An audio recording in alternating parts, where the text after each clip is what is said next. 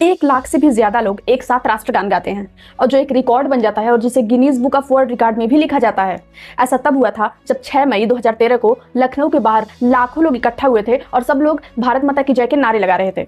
ये सारे लोग सिर्फ एक ही इंसान को देखने के लिए वहां पे खड़े थे, जो थे दुनिया के सबसे बड़े परिवार के मालिक यानी कि the guardian of world largest family, माननीय सुब्रत राय। तो आखिर ये सुब्रत राय थे कौन? देखो, बहुत से लोगों को ये पता होगा, लेकिन जिनको नहीं पता उनको मैं बता दूं कि सुब्रत राय जो सहारा इंडिया ग्रुप है उसके संस्थापक थे। देखो, अब सहारा इंडिया के बारे में तो बहुत से लोगों को पता होगा, जो अपने समय में लाखों गरीबों लोगों का एक ही सहारा था। हाँ, वही सहारा ग्रुप जो अपने स्कीम से लाखों गरीबों लड़कियों का हर साल शादी करवाता था। ये गरीब परिवारों का एकमात्र भरोसा था। और सन 2004 में आपको हर 17वां आदमी जरूर मिल जाता भारत का जो सहारा में कुछ ना कुछ इन्वेस्ट कर रहा था। तो आखिर ये कंपनी इतनी अच्छी थी, लोगों के लिए एकमात्र सहारा थी, लोग इतना ज्यादा इस पर भरोसा करते थे, इतना अच्छा ये काम करता था। तो आखिर ऐसा क्या हुआ कि सहारा इंडिया जो ग्रुप वो बर्बाद हो गया और लाखों लोगों के पैसे डूब गए? तो आज इस वीडियो में हम लोग जानेंगे आपका अपना परिवार सहारा इंडिया परिवार के बारे में। मैं आपको मेनली बताने वाली हूँ पूरा डिटेल्स, जो भी सहारा इंडिया स्कैम था उसका टोटल इन्फॉर्मेशन। मैं हूँ रूबी सिद्दीकी। तो बाकी अच्छे नॉलेज के लिए वीडियो में लास्ट तक जरूर बन रहिएगा। चलो सबसे पहले ये जानते हैं सुब्रत राय कौन थे, उनके बारे में पूरा डिटेल। अगर मैं सुब्रत राय के बारे में आपको बताऊं तो ये एक बंगाली हिंदू फैमिली से बिलोंग करते थे और इनका जन्म सन 1948 में यानी कि 1948 में बिहार के अररिया जिला में हुआ था। इनके जो पापा थे उनका नाम था सुधीर चंद्र राय और इनकी जो मम्मी थी यानी इनकी माता का नाम था चब्बी राय, जो ईस्ट बंगाल विक्रमपुर बांग्लादेश के थे। और आज़ादी के बाद यानी 1947 के बाद से वो इंडिया आ गए थे। पता है, सुब्रत राय पहले से ही एक रिच फैमिली से बिलोंग करते थे और उनके जो पिता थे वो एक जमींदार थे। तो आखिर सुब्रत राय इतने फेमस कैसे हो गए, इनके अचीवमेंट्स क्या क्या हैं, चलिए जानते हैं। देखो, मैंने जैसे आपको बताया था कि सहारा इंडिया के संस्थापक थे। सहारा इंडिया की बात करें तो ये इंडिया की सेकंड लार्जेस्ट एम्प्लॉयमेंट वाली कंपनी थी और इसमें कम से कम 11 से 12 लाख लोग काम करते थे। इसके अलावा 1991 में यानी कि 1991 में सुब्रत राय ने अपना खुद का एयरलाइन भी लॉन्च किया था जिसका नाम सहारा एयरलाइन था। इसके अलावा सहारा ने 1993 में अपना एक टीवी नेटवर्क भी लॉन्च किया था जिस पर शुभ मंगल सावधान, घर एक सपना और बुनियाद जैसे फेमस शोज यानी कि सीरियल्स आते थे। इसके अलावा 2001 से लेकर 2013 तक सहारा इंडिया ने इंडिया क्रिकेट टीम को भी स्पॉन्सर किया था। 2011 में सहारा ने आईपीएल की जो पुणे वॉरियर्स टीम थी उसको ये खरीदी थी। अभी और सुनिए, सुब्रत राय न्यूयॉर्क की एक आइकॉनिक बिल्डिंग जो थी द प्लाजा होटल, उसमें ये 75% शेयर भी होल्ड करते थे। ये होटल इन्होंने $600 मिलियन में खरीदा था। अब सुब्रत राय ने मिली 25,000 करोड़ का स्कैम कैसे कर दिया? एक स्कूटर से चिप्स पापड़ बेचने वाला इंसान इतना बड़ा कंपनी का मालिक कैसे बन गया, इतना ज्यादा अमीर कैसे बन गया, चलिए जानते हैं। सुब्रत राय की अगर हम लोग हिस्ट्री के बारे में बात करें, इनकी पिछली जिंदगी के बारे में, सुब्रत राय ने ना गवर्नमेंट टेक्नोलॉजी इंस्टीट्यूट से उन्होंने मैकेनिकल इंजीनियरिंग की थी, लेकिन मेनली जॉब न मिलने की वजह से वे अपने स्कूटर से जया नाम के प्रोडक्ट्स जया नाम से चिप्स और पापड़ बेचते थे। जब ये दुकान पर जाकर मिलनी चिप्स या पापड़ बेचा करते थे तो इन्होंने एक बात नोटिस की कि मिलनी लोगों के पास ना पैसे बचाने का यानी कि पैसे को संजो कर रखने का कोई तरीका नहीं था, कोई साधन नहीं था। फिर 2 लोगों के साथ मिलकर ये एक छोटी सी कंपनी स्टार्ट करते हैं मात्र 2000 रुपए से, और जिसका नाम इन्होंने सहारा रखा। इसका नाम सहारा इसलिए रखा गया था क्योंकि ये कंपनी गरीबों को सहारा देने के लिए खोली गई थी। चिप्स और पापड़ बेचते बेचते इनका लोगों से अच्छा खासा कनेक्शन हो गया था जिसका इनको बहुत ज्यादा फायदा हुआ। और जब कंपनी खोल ली इन्होंने तो चिप्स बेचने के साथ साथ ये लोगों को अपने इन्वेस्टमेंट का प्लान भी बताने लगे। देखो, अब ये लोगों से क्या कहकर पैसे जमा करवाते थे। ये लोगों से बोलते थे कि आप मेरे कंपनी में पैसा जमा करो और हर 3 महीने में आपका पैसा मैं आपको डबल करके वापस करूंगा। और प्लस पॉइंट ये था कि आप इस कंपनी में मिनिमम 1 रुपए से भी स्टार्ट कर सकते थे। अब इतनी अच्छी स्कीम थी, किसको नहीं अच्छी लगेगी। तो लोगों को ये स्कीम बहुत ज्यादा पसंद आई और लोगों ने इन्वेस्ट करना स्टार्ट कर दिया। शुरुआत में जितने लोगों ने भी इस कंपनी में इन्वेस्ट किया, सुब्रत राय ने उनका 3 महीने में पैसे डबल करके वापस दे दिया।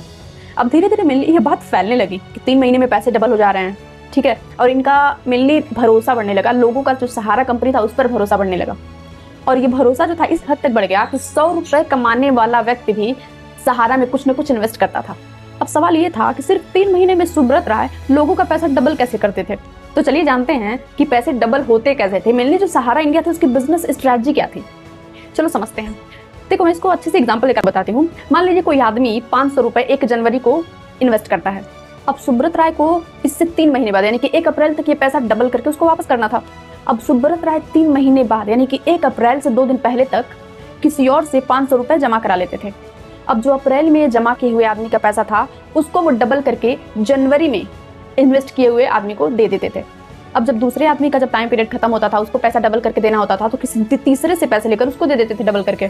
और ठीक ऐसे ही पैसे का रोटेशन मेनली चलता रहता था। अब इतनी अच्छी स्कीम बहुत लोगों को पसंद आई और सहारा जो था कंपनी वो बहुत तेजी से बढ़ने लगा। जब कंपनी बढ़ने लगी तो सुब्रत राय ने अपने ही जो इन्वेस्टर थे उनको उन्होंने एजेंट बना दिया।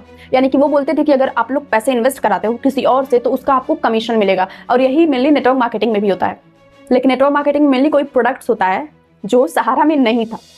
और मेनली देखा जाए सोच के तो इसमें सुब्रत राय को क्या फायदा हो रहा था, वो तो सिर्फ लोगों का पैसा इधर उधर कर रहे थे। तो यहाँ पे देखो होता क्या है, सबसे पहले सुब्रत राय ने लोगों का भरोसा जीता और जब लाखों लोगों ने भरोसा करके पैसे इन्वेस्ट कर दिए तो उन्होंने ऐसा दिमाग लगाया कि आप भी सुनकर चौंक जाओगे। अब फायदा कमाने के लिए जो सुब्रत राय थे उन्होंने एक प्लान लाया री इन्वेस्टमेंट का। यानी कि अब 3 महीने बाद लोगों को पैसे नहीं देते थे डबल करके, उन्हें री इन्वेस्टमेंट प्लान बताकर पैसे दोबारा इन्वेस्ट कराते थे। यानी कि री इन्वेस्टमेंट प्लान बताकर लोगों को दोबारा लालच दिया गया। अब भाई लालची तो हर कोई होता है, वो भी पैसे के मामले में तो बहुत ज्यादा। तो मेनली लोग जब 3 महीने बाद उनको पैसे मिलने का टाइम होता था तो री इन्वेस्टमेंट प्लान सुनकर दोबारा लोग पैसे री इन्वेस्ट कर देते थे, जिससे कंपनी में पैसा रुकने लगा और मेनली यहाँ पे कंपनी को बहुत ज्यादा फायदा होने लगा। तो आखिर ये एक्सपोज कैसे हुआ? देखो स्कैम है, ये तो कंफर्म है कि एक ना एक दिन एक्सपोज होना था, लेकिन मेनली एक्सपोज होने का रीजन क्या था?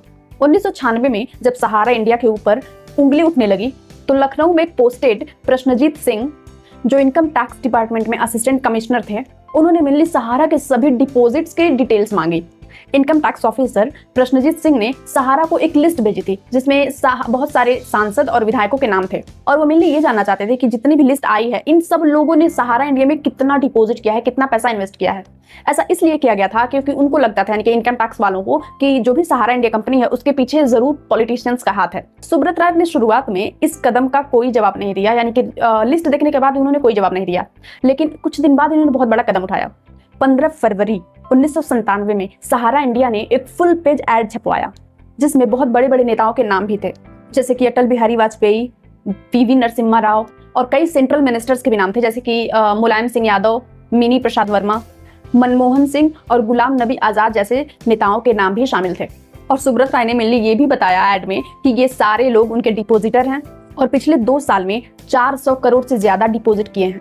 अब इतना बड़ा स्कैंडल होने के बाद से इनकम टैक्स ऑफिसर प्रश्नजीत सिंह और उनके बॉस पूनम किशोर सक्सेना को दिल्ली से प्रेशर डालकर उनको जबरदस्ती 2 महीने की छुट्टी पर भेज दिया गया और बाद में इनका लखनऊ से ट्रांसफर भी कर दिया गया।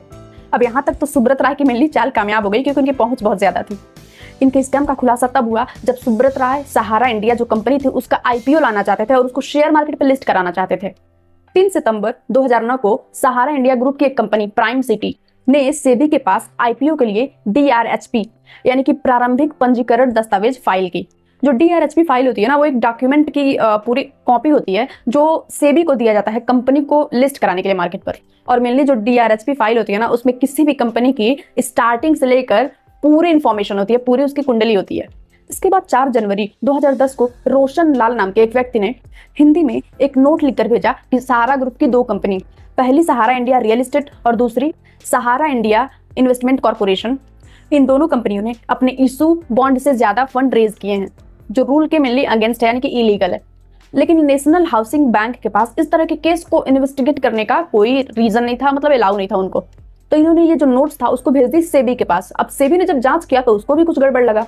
इसके बाद से जब सेबी ने जांच की तो उसको पता चला कि सहारा इंडिया ग्रुप ने 2 से 2.5 करोड़ लोगों के लगभग 25,000 करोड़ पैसे जमा किए हैं, वो भी बिना सेबी के परमिशन के।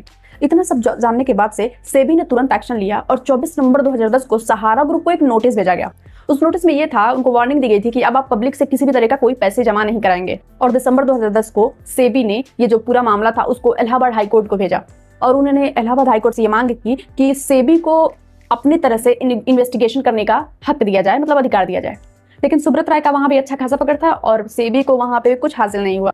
फिर सेबी यहाँ से यानी कि जो इलाहाबाद हाईकोर्ट थी वहां से इस मामले को सुप्रीम कोर्ट में ले गई और वहां पे कुछ महीने के बाद से उसको अपने तरह से इन्वेस्टिगेशन करने का फुल परमिशन मिल गया। इन्वेस्टिगेशन के बाद से सेबी ने जून 2011 को सहारा ग्रुप को ऑर्डर दिया कि उन दोनों कंपनियों के द्वारा जितना भी पैसा उन्होंने पब्लिक से लिया है वो उसे वापस कर दें। सेबी के इतने सारे वार्निंग के बाद भी सहारा ग्रुप ने कोई पैसा वापस नहीं लौटाया। ऑर्डर न मानने की वजह से सन 2012 में सुप्रीम कोर्ट ने इन्हें ये ऑर्डर दे दिया कि पब्लिक का जो सारा पैसा है उसको 15% इंटरेस्ट पर वापस करो, और वो भी सिर्फ 90 दिनों में, यानी कि सिर्फ 3 महीने के अंदर, ताकि डिपॉजिटर को उसका पैसा मिल सके। अब ये पैसा इंटरेस्ट के साथ जब वापस करना था तो ये पैसा जितना इन्होंने पैसा लिया था यानी कि 25,000 करोड़ से भी ज्यादा था। अब सुप्रीम कोर्ट के आर्डर के बाद से सहारा ने लगभग 5,000 करोड़ रुपए की पहली किस्त तुरंत रिफंड कर दी।